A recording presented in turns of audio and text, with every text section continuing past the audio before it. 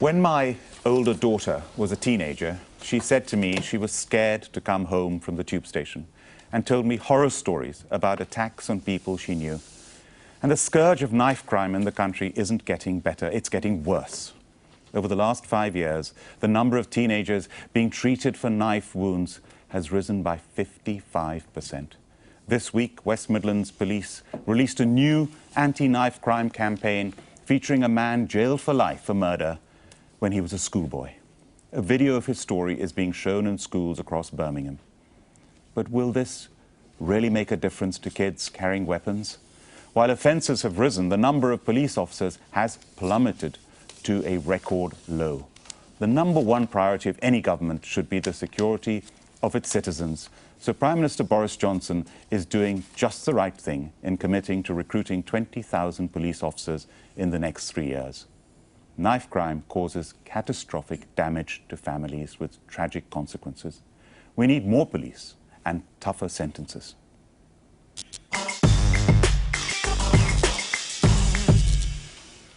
Karen, I sense we're on the same page. I've got a couple of questions I'd like to put to you. Before that, you mentioned that video. Let me just say what West Midlands Police say about the video, then we'll see a bit of it. We've not taken the decision to produce the video lightly. We understand the severity of this brutal crime. We're not seeking to glorify his actions. The aim is to demonstrate the very real consequences of being armed with a weapon using a real-life experience. This video has had no impact on the length of Saddam's custodial sentence. Let's take a look at some of it. When you actually think about it, you don't need that knife. A lot of the times, I used to think I'm protecting myself, but what am I protecting myself from? Having to live with the feeling that I've taken a life. Trust me, it's not nice, especially when you're in your cell, on your own, all night, and you got nothing else to do. You're going to be thinking about these things and they come to haunt you. I've been in jail 4 years, and since I've been in jail, I've had a little sister, I've had a niece and a nephew. I've done it, it's hard, and I don't want you to do it. I wouldn't want no one to go through what I'm going through. Saddam Esakil, who murdered someone with a knife aged 15, speaking in that video released by West Midlands Police. A couple of things. Karen, question one, I do. Do you support that video? They've been forced on the back foot a little bit. I think it's a good idea. Question two, I'm wholly supportive of Boris Johnson recruiting more police officers. I very much doubt anybody's against it. Here's my fear. You don't necessarily want the first 20,000 men or women through the door. We mustn't allow... I think we have a pretty damn good police force. In rushing people to get them in, we must make sure that we get all the standards. They don't slip at all, and it's not the first 20,000 through the door that we sign up. Answers to those two, if you would. Yes, the fact that they put out this video of somebody who initially, by the way, he showed no remorse or regret when he was arrested and convicted.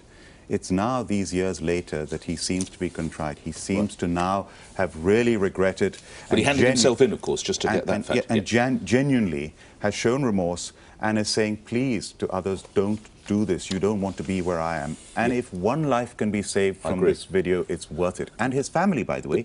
Even his family have said, if only we had done more as a family. We mustn't push the sister of the victim said, if this saves one life, it's worth it. Of course. And we Can we, obviously... at this point... I was just saying, we mustn't push the first 20,000 people through the door. Can we just hear from the Home Office, because it's not just 20,000 more kind of taking new coppers off the streets. They're doing a lot more, and this is what they're saying. We're working with the police to tackle violent crime, giving them new powers to seize dangerous weapons, making it easier to use stop and search, and recruiting 20,000 new officers over the next 3 years. We're also investing over 220 million into early intervention projects to stop people from committing crime in the first place. So there's an operation going on this week called Operation Skepta, which I think this video, which I think is a very good thing, is associated with. It's about... When I saw that video, I thought it was very powerful. I thought it would act as a deterrent. It in no way celebrated or glorified this child. He was 15 when he went into prison. Yes. But what about more, what about retail end? Why should supermarkets sell any knives at all to under 21s?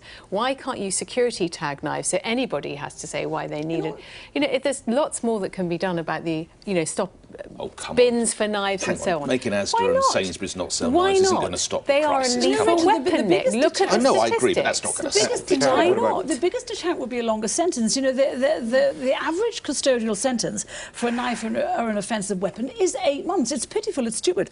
You know, and I, like you, I watched this video and I thought it was incredibly powerful. And I think the way he talked about wasted lives, not only his own, not only the victims, but the and his victims' family have families, abandoned him. and his family have abandoned him. He's alone. But my worry is every time the police or the government try to do something about knife crime, they're instantly bombarded with objections from people playing grievance politics. You know, with the usual suspects, you know who I'm talking about. They come up and say that whatever measures the cops try to put forward to limit knife crime, they'll come up and say racist, punitive, disproportionate. What, you mean like stop and search? Well, yes, that's one of the things, but they do it whatever the police put forward, and I think that's the problem. And so we play grievance politics and nothing changes, nothing gets done. Greg, what about? Well, I certainly don't think longer sentences, you should have longer sentences for other reasons, but I don't think there'll be a deterrent. I don't think anyone takes a knife out and looks at, oh, I could get 6 months, or I could get 9 months, or I could get 18 months. I just don't think that sort of deterrent works to the sort of people you're talking about. I thought this was, I quite admired the police for doing this, because I thought, it's interesting. Let's see if it has any impact at all. I hope someone is doing a proper piece of research on this. See, does this have any impact? Difficult to gauge, though. It is difficult. Yeah, well, I mean, look, you're going to have to try lots of different things. Well, I think. On that note, can we just hear from somebody, an inner city pastor, who is opening safe houses across South London? It is embarrassing for any country or city, in advanced city, to have 15-year-olds dying on the street. And all we do is to just make statements or complain.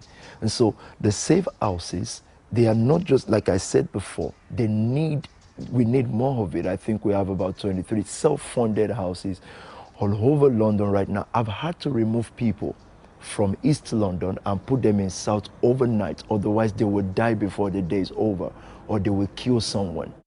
Well, good for him. I think there are creative community-based measures that are also used in conjunction with the police. See, it is not just the increase in the police officers, but look, the statistics are staggeringly frightening. 43,516 knife crime offences in the 12 months to March 2019, an 80% increase in 5 years.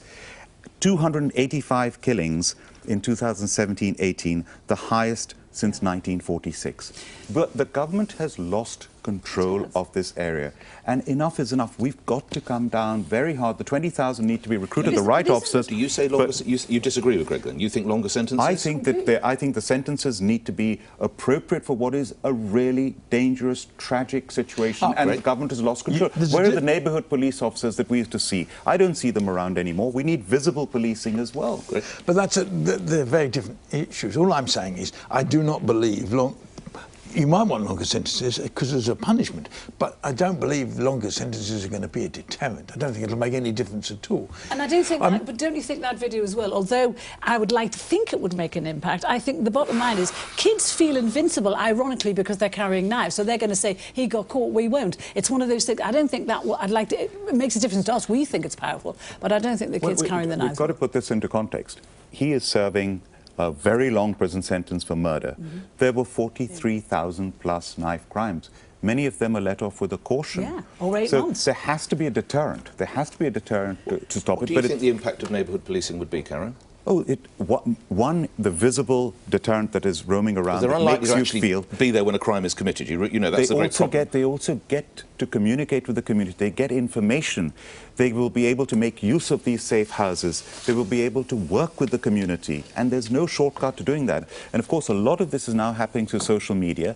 This is linked to the county lines and the drugs problem that we have as well. This is all interconnected. And the more police officers we have in the community, the better it will be for the country.